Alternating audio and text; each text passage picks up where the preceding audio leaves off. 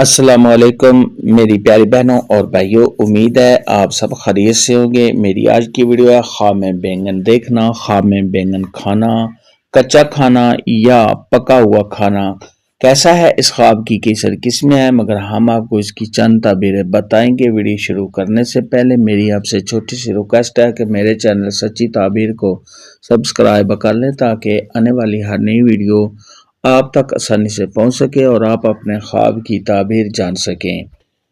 پیارے دوستو، خواب کے اندر اگر کوئی عورت دیکھے یا مرد دیکھے کہ اس نے بینگن دیکھے ہیں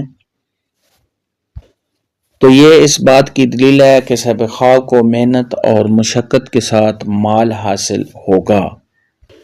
خواب کے اندر اگر کوئی شخص دیکھے کہ اس نے بینگن کھایا ہے، موسم میں کھایا ہے یا بغیر موسم کے کھایا ہے، کچا کھایا ہے یا صاحب خواب نے پکا ہوا کھایا ہے، تو یہ اس بات کی دلیل ہے کہ صاحب خواب نے جس مقدار میں بینگن کو کھایا ہے اسی قدر صاحب خواب کو رنج غم دکھ پہنچے گا۔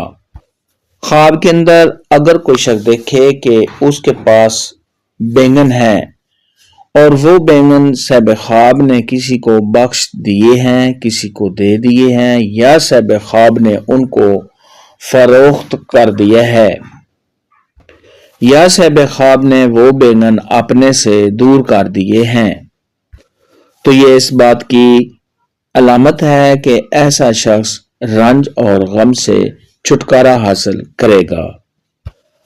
خواب کے اندر اگر کوئی شادی شدہ عورت بینگن دیکھے اور وہ پریشان بھی ہے تو یہ اس بات کی دلیل ہے کہ اس کی پریشانیاں دور ہوں گی۔ خواب کے اندر اگر کوئی کنواری لڑکی بینگن دیکھتی ہے تو یہ اس بات کی دلیل ہے کہ اس کا جلد ہی رشتہ ہوگا۔ خواب کے اندر اگر کوئی حاملہ عورت دیکھے کہ اس نے بینگن دیکھے ہیں تو یہ اس بات کی علامت ہے کہ اس کو آسانی کے ساتھ اولاد ہوگی۔ خواب کے اندر اگر کوئی کنواری لڑکی کافی مقدار میں بینگن دیکھتی ہے تو یہ اس بات کی دلیل ہے کہ ایسی لڑکی کی تمام پریشانیاں دور ہوں گی۔ خواب کے اندر اگر کوئی شخص دیکھے کہ اس نے بینگن کے کھیت سے بینگن کو توڑا ہے تو یہ اس بات کی علامت ہے کہ ایسے شخص کے مال میں اضافہ ہوگا۔ خواب کے اندر اگر کوئی متعلقہ طلاق یافتہ عورت بینگن دیکھے تو یہ اس بات کی دلیل ہے کہ وہ اپنے تعلقات میں احتیاط کرے۔ خواب کے اندر اگر کوئی شادی شدہ عورت بینگن کو کھاتی ہے تو یہ اس بات کی دلیل ہے کہ ایسی عورت خیر اور بھلائی پائے گی۔ خواب کے اندر بینگن کا دیکھنا یا کھانا کے متعلق آج کی ویڈیو میں اتنا ہی تھا۔ اللہ حافظ، دعاؤں میں یاد